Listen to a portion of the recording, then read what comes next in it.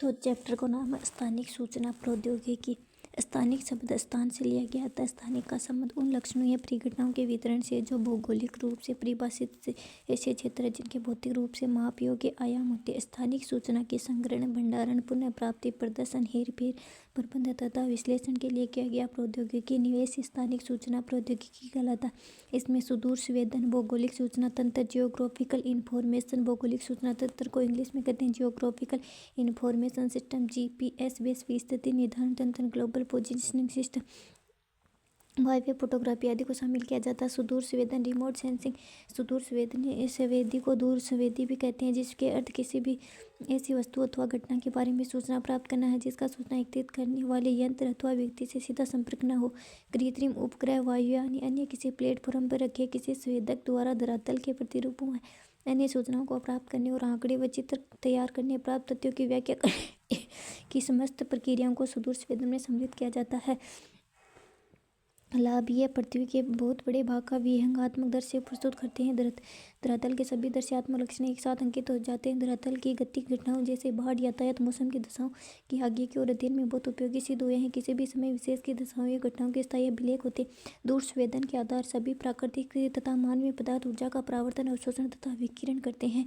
इस ऊर्जा का ज्ञान यंत्रों द्वारा प्राप्त किया जाता है जिन्हें हम दूर संवेदक कहते हैं, जो 4 प्रकार के होते हैं। रेडियोमीटर, ये विद्युत चुम्बकीय ऊर्जा के कुछ भाग को मापता है। ऑडियोमीटर, ये ध्वनि की तीव्रता को मापता है। मैग्नेटोमीटर, ये पृथ्वी के चुंबकीय क्षेत्र होने वाले परिवर्तन को मापता है। ग्रेविमीटर, ये पृथ्वी के गुरुत्वाकर्षण में होने वाले परिवर्तन को मापता है।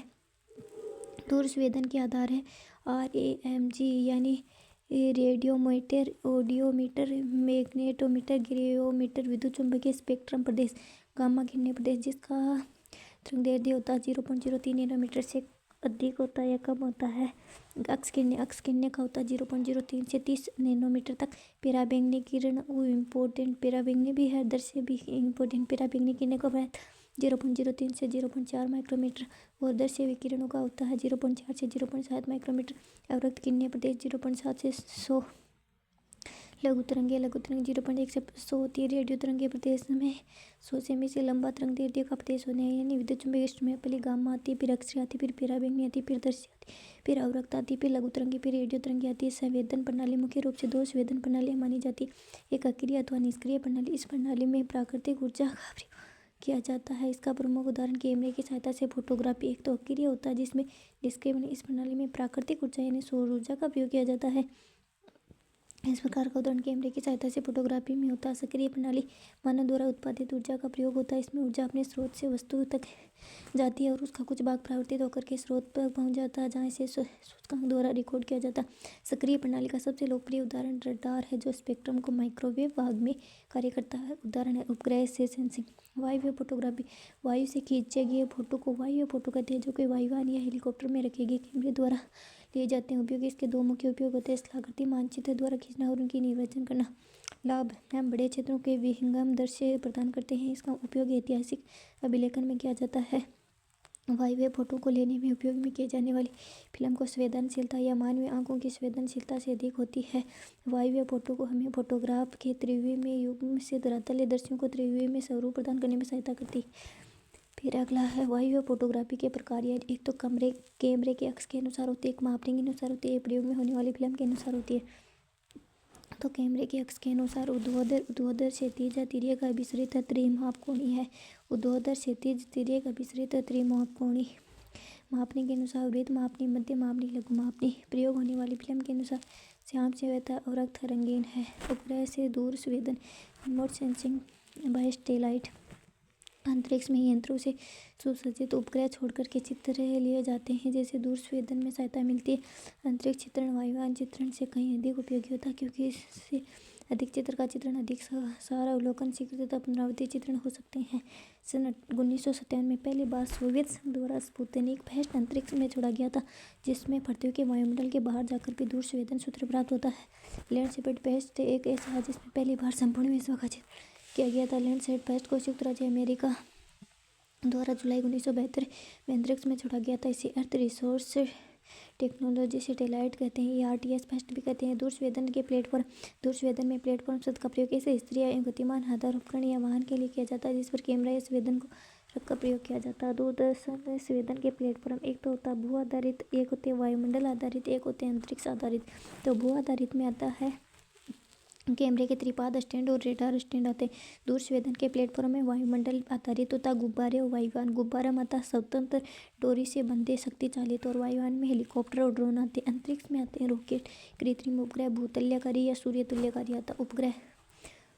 प्रथम उपग्रह दूर संवेदन में एक ऐसे प्लेटफॉर्म जहां से वायुमंडल की दशाओं एवं भू संसाधनों का ग्लोबीय स्तर पर लगातार प्रेक्षण मॉनिटरिंग किया जा सकता है। अंतरिक्ष में स्थापित किया गया प्रत्येक उपग्रह अपनी पूर्व निर्धारित कक्ष में गति करता है, जो कि दो प्रकार की होती है, एक तो भूतुल्यकारी कक्ष, एक सूर्य तुल्यकारी। भूतुल्यकारी उपग्रह पृथ्वी के घूर्णन काल में मेल खाने वाले वेग से गतिमान उपग्रह को भूतुल्यकारी अथवा भूस्तर उपग्रह कहते हैं। इस तरह का उपग्रह भूमध्य रेखा के तल में पृथ्वी के लगभग 4,400 किलोमीटर दूर स्थित अपनी वृत्ताकार कक्षा में पश्चिम से पूर्व की ओर गति लगाता है। अच्छा, इन 4,400 दे मान लिया, लेकिन 3,600 किलोमीटर हुआ है, 36,000 किलोमीटर हुआ है। और 24 घंटे की अवधि में एक चक्कर भूतुल्यकारी उपग्रह होते हैं ना, वह 24 घंटे की अवधि में एक ही चक्कर पूरा करते हैं। धरातल के संदर्भ में भूतुल्यकारी उपग्रह की अंतरिक्ष में स्थिति सदैव एक ही स्थान पर यथावत बनी रहती है, जिससे ये उपग्रह अपने सामने स्थित एक ही भाग का लगातार संवेदन करता है। वायुमंडलीय व महासागरीय दशाओं के निरीक्षण और दूरसंचार क्षेत्र में उपयोगी सिद्ध हैं, जैसे भारत का इनसैट उपग्रह, भारत का सूर्य तुल्यकारी उपग्रह। इस उपग्रह की सहायता से पूरा निश्चित समय अंतराल के अनुसार पृथ्वी के प्रत्येक भाग का लगातार संवेदन करना संभव है। इन उपग्रहों के लिए पृथ्वी के करीब 700 से 900 किलोमीटर ऊंचाई के मध्य दूरी कक्षा को चयन किया जाता है। इस उपग्रह की सहायता से पूर्व निश्चित समय अंतराल के अनुसार पृथ्वी के प्रत्येक भाग का लगातार संवेदन करना होता है। और इस उपग्रह के लिए पृथ्वी के करीब 700 से 900 किलोमीटर ऊंचाई के मध्य दूरी कक्षा का चयन किया जाता है। उपग्रह की कक्षा का धरातलीय मार्ग सूर्य की दिशा में पूर्व से पश्चिम निरंतर आगे बढ़ता रह जाता है तथा एक निश्चित अवधि के भीतर तक मार्ग संपूर्ण पृथ्वी को कवर कर लेता है। दूर संवेदन की प्रक्रिया इन्हें दो भागों में रखा गया है, सूचनाओं आंकड़ों की प्राप्ति, सूचनाओं तथा अंकित रूप से प्राप्त होती है। प्राप्त सूचना आंकड़ों का विश्लेषण स्टेरियोस्कोप, स्टेरियोमीटर आदि उपकरणों की सहायता से इनका विश्लेषण करते हैं। ये सभी सूचनाएं भविष्य के लिए सुरक्षित रखी जाती है। भारत में दूर संवेदन कार्यक्रम वर्तमान समय में भारत में विश्व स्तरीय तकनीकी उपलब्ध है, जो कि विदेशी उपग्रहों को भी अंतरिक्ष में स्थापित करती है। भारत की दूर संवेदन तकनीकी के विकास का संक्षिप्त वर्णन अगर प्रकार है। भारत में दूर संवेदन तकनीकी के विकास होमी जांगर भाभा, विक्रम साराभाई, पी रामा विश्वरोत्तम, यू आर राव, सतीश धवन, कृष्णराम स्वामी, कस्तूरी रंगन की भूमिका महत्वपूर्ण है। दूर संवेदन तकनीकी का सर्वप्रथम प्रयोग पी रामा विश्वरात ने किया था। 1960 के दशक में भारतीय अंतरिक्ष अनुसंधान संगठन इसरो ने वायुयानों द्वारा संवेदकों का उपयोग कर विभिन्न जानकारी दी थी। दूर संवेदन की दृष्टि से भारत में हैदराबाद के निकट एक the nation remote sensing energy NASA महत्वपूर्ण भूमिका निभा रहा है, जिसकी स्थापना सन 1972 में हुई थी। 1975 में इसरो द्वारा रूस की भूमि में आर्यभट्ट नामक उपग्रह तैनात किया था। 1975 में रूस की भूमि में आर्यभट्ट नामक उपग्रह अंतरिक्ष में स्थापित किया गया था। इसरो ने जुलाई 1979 में भास्कर फर्स्ट तथा अप्रैल 1983 में भास्कर सेकंड 1979 में भास्कर फर्स्ट तथा अप्रैल 1983 में भास्कर सेकंड को रूस में रॉकेट वाहकों द्वारा अंतरिक्ष में भेजा था। 1981 में इसरो ने रोहिणी श्रृंखला के उपग्रह में हरिकोटा को SLV-3 यान से भेजा था। 19 जुलाई 1981 को भारत में एप्पल नामक प्रथम भूतुल्यकारी उपग्रह को फ्रेंच गायन के कोरू केंद्र में अंतरिक्ष में स्थापित किया था। बाद में देखो, अब बार यानी पहले आर्यभट्ट आयो, बाद में भास्कर आयो, बाद में रोहिणी आयो, बाद में एप्पल आयो। मार्च 2017 में इसरो ने एक ही बार में 104 सैटेलाइट श्रीहरिकोटा श्री सतीश धवन अंतरिक्ष केंद्र से PSLV-37 के जरिए लॉन्च किए थे। जून 2017 में श्रीहरिकोटा के सतीश धवन अंतरिक्ष केंद्र से इसरो को PSLV-38 के जरिए कार्टोसैट-2 सीरीज के सैटेलाइट के साथ 300 को पैसेंजर सैटेलाइट भी लॉन्च किया था। इनसैट भारत के निम्न विभागों को संयुक्त उपग्रह अंतरिक्ष, दूरसंचार, मौसम, ऑल इंडिया रेडियो, दूरदर्शन आदि होते हैं। भारत में दूर संवेदन का उपयोग कृषि है, मृदा है, भूमि उपयोग, जल संसाधन, महासागरीय वनस्पति संचार, वनस्पति भूख के आदि क्षेत्रों में दूर संवेदन का उपयोग किया जाता है। विशेष कार्य तत्वावधान में किया जाता है। भारत में दूर संवेदन पर आधारित निम्नलिखित परियोजनाएं हैं। वनस्पति मानचित्रण, व्यर्थ भूमि और पूछ ले गो भाई, लास्ट वाला देख ले। मंगलयान है ना, 5 नवंबर 2013 को मंगल की सतह पर वायुमंडल का अध्ययन किया था PSLV-25 ने। भारत में वर्तमान कार्यरत मुख्य ग्रंथ आकार्य में सेट, कार्टोसेट, रिसोर्स सेट, मेगाट्रॉपिक्स। बाद में व्यर्थ भूमि बाद में है कि पेयजल के लिए राष्ट्रीय तकनीकी मिशन और राष्ट्रव्यापी मृदा संसाधन मानचित्रण, भूमि उपयोग तथा अनियमित नगरीय फैलाव, वसुंधरा योजना, भूगर्भ सर्वेक्षण तथा खनिजों की खोज के लिए निर्मित योजना, सूखा मॉनिटरिंग, कृषि जलवायु कटिबंध योजना के लिए भूमि उपयोग मानचित्रण, हिम जलवाह सतलुज तथा व्यास नदियों के बेसिन में ग्रीष्म ऋतु में हिमजल वाह के अध्ययन की योजना और महासागरीय मत्स्य होती है। फिर भूमंडलीय स्थिति तंत्र। भूमंडलीय स्थिति तंत्र स्थानीय आंकड़ों का महत्वपूर्ण स्रोत है। यह संयुक्त राज्य अमेरिका की सेना द्वारा विकसित सर्व ऋतु रेडियो नौकायन परिवहन प्रणाली है। भारत में इसका उपयोग कर रहा है। हाल ही में बाघों की गणना उनके मॉनिटरिंग हेतु जीपीएस का उपयोग किया गया। भौगोलिक सूचना तंत्र GIS geographical information system GIS geographical information system GIS जैसी भौगोलिक सूचना तंत्र एक ऐसी प्रणाली है जिसमें सुदूर संवेदन तकनीक से प्राप्त आंकड़ों को विश्लेषित करके परिणाम तक पहुंचाया जाता है। भौगोलिक सूचना तंत्र सूचनाओं का भंडार जिसमें धरातलीय आंकड़ों की प्रविष्टि, संग्रहण, भंडार, जांच, समन्वय, हेरफेर, परिचालन, विश्लेषण तथा प्रदर्शन का समस्त कार्य किया जाता है और इस हेतु कंप्यूटर आधारित तकनीक का उपयोग किया जाता है। भौगोलिक सूचना तंत्र को तकनीक रूप से निम्न शब्दावली में व्यक्त किया जाता है। GIS geographical information system. GIS की फुल फॉर्म पूछ लेना जहाँ बताना है। Geographical information system, geographical information system, geographical, GS को है जी इंफॉर्मेशन सिस्टम, जीएसआईएस को है सेप्चुअल इंफॉर्मेशन सिस्टम। आंकड़ों के प्रक्रियात्मक स्तर पर पुनरावृत्ति को कम से कम करना, विभिन्न स्रोतों से उपलब्ध सूचनाओं को सम्मिलित करने की क्षमता में वृद्धि करना, नई नई सूचनाओं को प्राप्त करने के लिए भौगोलिक आंकड़ों के मिश्रित स्वरूप का विश्लेषण करना। भौगोलिक सूचना के प्रकार। भौगोलिक सूचना के दो प्रकार के आंकड़े प्राप्त होते हैं। एक स्थानिक आंकड़े जिन्हें उनकी स्थिति रेखा, क्षेत्रीकरण तथा बनावट के आधार पर दिखाया जाता है। गैर स्थानिक आंकड़े जिनका मात्र संख्याओं तथा विशेष विवरण होता है। जीआईएस में बाएं की ओर गैर स्थानिक आंकड़े जबकि दाईं ओर स्थानिक आंकड़े प्रदर्शित किया जाता है। भौगोलिक सूचना तंत्र में स्थानिक आंकड़ों का महत्व सबसे अधिक होता है। स्थानिक आंकड़ों के प्रारूप मुख्य रूप से दो फॉर्मेट द्वारा होते। चित्ररेखापुंज आंकड़ा फॉर्मेट। इसमें आंकड़े वर्गों के जाल के प्रारूप में ग्राफिक्स द्वारा प्रदर्शित किए जाते हैं जिसमें स्तंभ और पंक्तियों का जाल होता है। इसे फॉर्म का प्रयोग वायवीय फोटोग्राफी उपग्रह प्रतिबिंबों में आंकिक प्रदर्शन के लिए लागत में कमी लाने, व्यक्तिगत मानचित्रण, लक्षण विश्लेषण, अनपेक्षित बैकड्रॉप मानचित्र की आवश्यकता के लिए किया जाता है।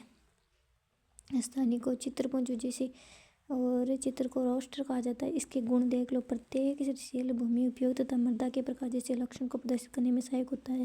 रेखा चित्रपुंज उपग्रह दूर संवेदन तथा अंकीय चित्र में सीधी और एक अचित्र रेखापुंज में आंकड़े प्राप्त होने से आंकड़ा प्रयोग आवश्यकता नहीं होती। उच्च स्थानीय परिवर्तनशील को आसानी से प्रदर्शित किया जा सकता। दोष इसमें नेटवर्क संबंधों का सुचारू प्रदर्शन न होना, आंकड़ों को भंडारण की उच्च कोटि समृद्धि व्यवस्था न होना, प्रत्येक द्वारा केवल एक ही गुण का ही भंडारण इसके दोष होते। सदिश आंकड़ों फॉर्मेट। एक सदिश आंकड़ा मॉडल अपने यथार्थ यानी पृथ्वी निर्देशांकों द्वारा भंडारित बिंदु प्रयोग है। यह रेखाओं क्षेत्रों का निर्माण बिंदु अनुक्रम द्वारा होता है। सदिश आंकड़ों के निवेश के लिए अस्तसेन अंकीकरण सर्वोत्तम है। सदिश फाइलों का प्रयोग उच्च परिष्कृत अनुप्रयोग की आवश्यकता होने, फाइलों के आकार महत्वपूर्ण होने, मानचित्र के प्रत्येक का विश्लेषण आवश्यकता होने से तथा वर्णनात्मक सूचना का अनिवार्य होने से किया जाता है। गुण। ये सांस्कृतिक लक्षणों के प्रदर्शन हेतु अधिक उपयोगी है। अधिकांश स्थानिक आंकड़े रेखा मानचित्र के रूप में ही उपलब्ध होते हैं। आंकड़े परिवर्तन की आवश्यकता नहीं। जीपीएस तथा अन्य स्टेट्स आंकड़ों की सीधी ही प्राप्ति है। कम स्मृति की आवश्यकता होती है। दोष इसमें स्थलाकृति प्रदर्शन की प्रक्रिया जटिल तथा संशोधित करना मुश्किल होता है। आंकड़ों के भंडारण, विश्लेषण आदि के कारण सॉफ्टवेयर काफी महंगे होते हैं। और देखो भौगोलिक सूचना तंत्र की क्रियाओं के अनुक्रम। पहले स्थानिक आंकड़ा का निवेश करो, बाद में गुणन्यास की प्रविष्टि, बाद में आंकड़ों का सत्यापन और संपादन, बाद में स्थानिक और गुणन्यास आंकड़ों की संलग्नता और स्थानिक विश्लेषण। भौगोलिक सूचना तंत्र का अनुप्रयोग भूमि तथा वनाच्छादित क्षेत्रों में परिवर्तन का अध्ययन, जल तथा वायु की गुणवत्ता का मूल्यांकन, मृदा अपरदन के खतरों का विश्लेषण, प्राकृतिक विपदाओं पर नजर रखना, वनीकरण योग्य क्षेत्रों का चुनाव करना और यूजीसी शॉर्ट कर देगा खेल के स्थानिक सूचना के संग्रहण, भंडारण, प्रदर्शन, विश्लेषण हेतु किया गया प्रौद्योगिक निवेश। इसमें सुदूर संवेदन, भौगोलिक सूचना तंत्र, वैश्विक स्थिति निर्धारण तंत्र आदि आते हैं। सुदूर संवेदन रिमोट सेंसिंग, बिना स्पर्श किए ही किसी वस्तु के बारे में सूचना प्राप्त होता है। दूर संवेदन के आधार पर रेडियोमीटर है, ऑडियोमीटर है, मैग्नेटोमीटर, ग्रेविमीटर। दो संवेदन प्रणाली अक्रिय निष्क्रिय, वायवीय फोटोग्राफी है, सक्रिय उपग्रह से दूर संवेदन, उपग्रह से दूर संवेदन। सर्वप्रथम सोवियत संघ ने 1957 में स्पुतनिक फर्स्ट सर्वप्रथम सोवियत संघ ने 1957 में स्पुतनिक फर्स्ट तत्पश्चात Landsat first ERTS first USA द्वारा प्रक्षेपित किया था। कृत्रिम उपग्रह भूतुल्यकारी उपग्रह पृथ्वी के घूर्णन काल में गतिमान बोधि रेखा मूल से 40,000 या 36,000 मीटर की दूरी पर पश्चिम से पूर्व की ओर घूमता, पश्चिम से पूर्व की ओर पश्चिम के पूर्व की ओर गति सदैव एक स्थान का सूर्य तुल्य करेगा। 700 से 900 किलोमीटर की ऊंचाई पर ध्रुवीय कक्षा में स्थित कुछ समयावधि में संपूर्ण पृथ्वी का स्वेदन, भारत में दूर स्वेदन, होमी, झांगर, भाभा, विक्रम, साराभाई, पी रामा, विषुवत, सतीश धवन, केसरी, मंगन आदि हो रहा है। 1975 में इसरो द्वारा आर्यभट्ट, 1979 में भास्कर सेकंड 1979 और 1983 में और 1981 में रोहिणी 1921 में हबल उपग्रह स्थापित किया गया था। वर्तमान में कार्टोसैट, रिसर्च जेट, ओशनसैट, मेघ, ट्रोपिक्स आदि उपग्रह कार्य करता है। NRSA national remote sensing agency Balanagar Hyderabad में स्थित है। दूर संवेदन का उपयोग वनस्पति, व्यर्थ भूमि, पेयजल, मृदा संसाधन, भूमि उपयोग आदि के मानचित्रण हेतु है।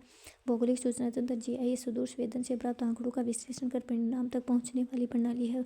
जीआईएस सर्वप्रथम 1960 में यूएसए में प्रयोग हुआ था। जीआईएस का 1960 में यूएसए में प्रयोग हुआ था। घटक थे हार्डवेयर, सॉफ्टवेयर, आंकड़े। लोग में जनसंख्या गुनी, हार्डवेयर, सॉफ्टवेयर, आंकड़े। दो प्रकार के आंकड़े की प्राप्ति, स्थानिक स्थिति बनावट आदि। गैर स्थानिक में संख्या मात्रा आदि होती। स्थानिक आंकड़ों का दो रूप प्रदर्शन होते हैं, एक चित्र रेखांकन फॉर्मेट, एक ग्राफिक्स द्वारा प्रदर्शन सदिश फॉर्मेट होता है। जीआईएस का उपयोग संसाधन प्रबंधन, प्राकृतिक विविधता, नजर, भूमि, जल, वायु गुणवत्ता मूल्यांकन, वनीकरण आदि क्षेत्रों में किया जाता है। अब देखो क्वेश्चन है कि वायु फोटो सर्वेक्षण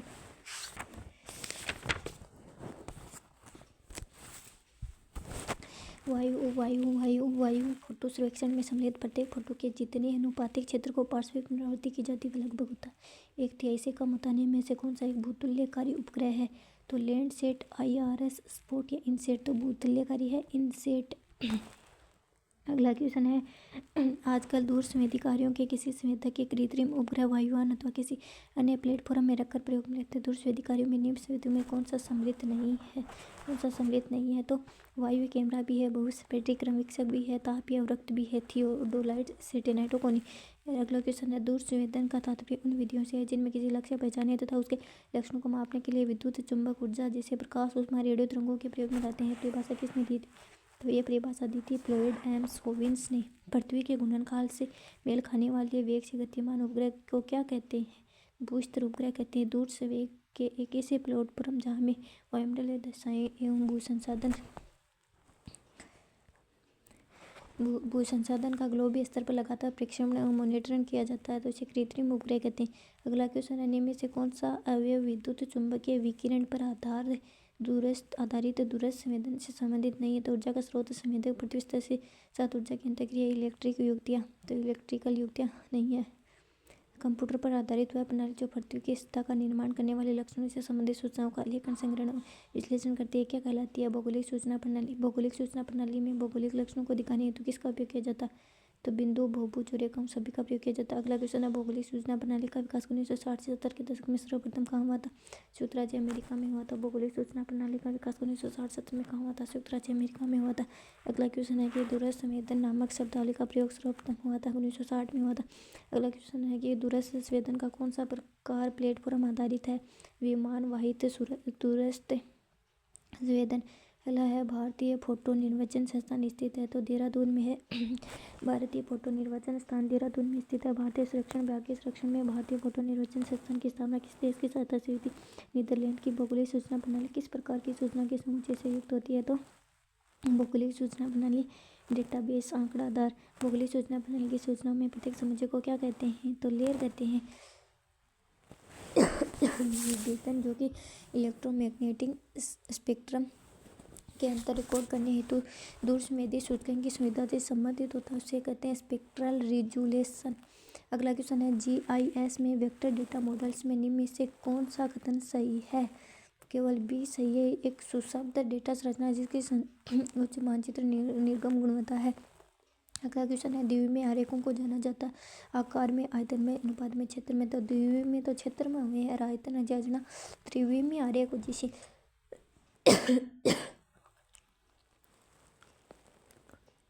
अगला क्वेश्चन है कि थर्मल इंफ्रारेड को रिमोट सेंसिंग में रेडियोमीटर्स द्वारा संवेद सेंसन किया जाता है। अगला है थर्मल इंफ्रारेड न तो मानव आंखों द्वारा देखी जा सकती है और नहीं इनकी फोटोग्राफी की जा सकती है। सही बात है दोनों। निम्नलिखित आंकड़ों पर विचार कीजिए और गलत का उत्तर दीजिए। दिए गए आंकड़ों का समूह से वर्ग सीमा छोड़ो, यह तो न्यूमेरिकल है।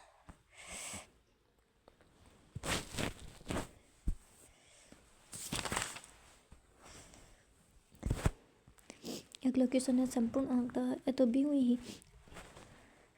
अगला है सुदूर संवेदन तकनीक में प्रयुक्त वह उपकरण जो विद्युत चुंबकीय विकिरण ऊर्जा के एकत्रित कर उन्हें संकेतकों में बदलकर उपयुक्त आकार में प्रस्तुत करते हैं तथा जिनसे कि अन्वेषण लक्ष्यों के विषय में सूचना प्राप्त करते हैं क्या कहलाते हैं। तो संवेदक कहते हैं।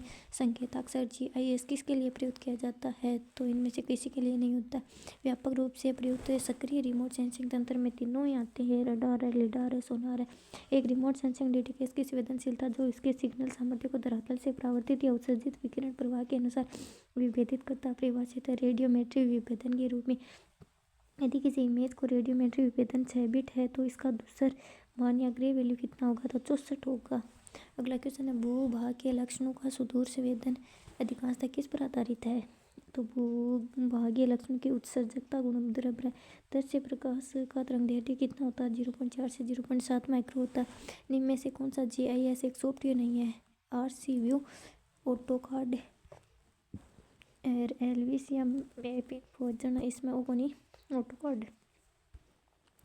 अगला क्वेश्चन है कि GIS की रचना स्थानिक तत्वों की मैनिपुलेट करने के लिए की गई है। निम्न में से कौन सा एक स्थानिक तत्व नहीं है। तो एक लाक्षणिक डाटा सेल, एक बहुभुज, एक रेखा, एक बिंदु। तो एक लाक्षणिक डाटा सेल नहीं है। अगला क्वेश्चन है कि निम्न में से कौन सी तरंग सुदूर संवेदन तकनीक के उपग्रहों द्वारा प्रयोग में ली जाती है। तो तापीय। निम्न में से कौन सा एक रोस्टर फाइल फॉर्मेट नहीं है। तो कौन सा एक रोस्टर फाइल फॉर्मेट नहीं है। तो BMP भी है, ECW भी है, TIEF भी है, SVG को नहीं। निम्न में से कौन सी भारतीय दूर संवेदनीय सैटेलाइट इस नाम से भी जानी जाती है। तो ओशन सेट से वायुमंडल में कौन सी परत दूर संचार प्रणाली के लिए प्रयुक्त होती है। वायुमंडल से सुदूर संवेदन में प्रयुक्त निम्न में से विद्युत चुम्बकीय तरंगों इनमें किसका तरंगदैर्ध्य सबसे कम होता है। तो नीले का होता है। राष्ट्रीय दूरस्थ संवेदन एजेंसी कहाँ स्थित है। तो हैदराबाद में है। हैदराबाद में है। अगला क्वेश्चन है कि निम्न में से कौन सा सिस्टम वेक्टर और रोस्टर वेक्टर के लिए प्रयुक्त किया जाता है। भौगोलिक सूचना प्रणाली। अगला क्वेश्चन निम्न में से कौन सा रैखिक लंबाई माप 10⁻⁻6 मीटर के भिन्नात्मक माप से निकाला जाता है माइक्रोमीटर। अगला क्वेश्चन है कि भाई दृष्टिगोचर में 0.4 से 0.7 होता है। पराबैंगनी में 0.3 से 0.4 होता है। अवरक्त में 0.8 से 1.1 होता है। ताप में 10 से 12.5 होता है। अगला क्वेश्चन है कि भाई नीचे दो कथन दिए गए हैं। अभी कथन ए और दूसरा तर्क आर है। नीचे दिए गए उत्तरों को सही उत्तर दीजिए। सुदूर संवेदी दूर से बिना भौतिक संपर्क के पृथ्वी के वस्तुओं के बारे में आंकड़े प्राप्त करने का वैज्ञानिक कला है। आंकड़ों का संग्रहण वायु या उपग्रह में अधिष्ठापित सुदूर संवेदियों के माध्यम से किया जाता है। तो दोनों सही है। इनमें से कौन सी ऊंचाई सूर्य तुल्यकारी ध्रुवीय कक्षा से संबंधित है। तो 300 से 1000 है। भौगोलिक आंकड़ों के मानचित्रण में निम्न में से कौन सी प्रक्रिया कंप्यूटर का मुख्य कार्य है। तो आंकड़ों को पुनः प्राप्त करना तथा उनका संरेखण करना है। निम्न में से कौन सा संवेदक एक सक्रिय सुदूर संवेदक है। तो रडार है। निम्न में से कौन सा एक EMI स्पेक्ट्रम बैंड का सही क्रम है।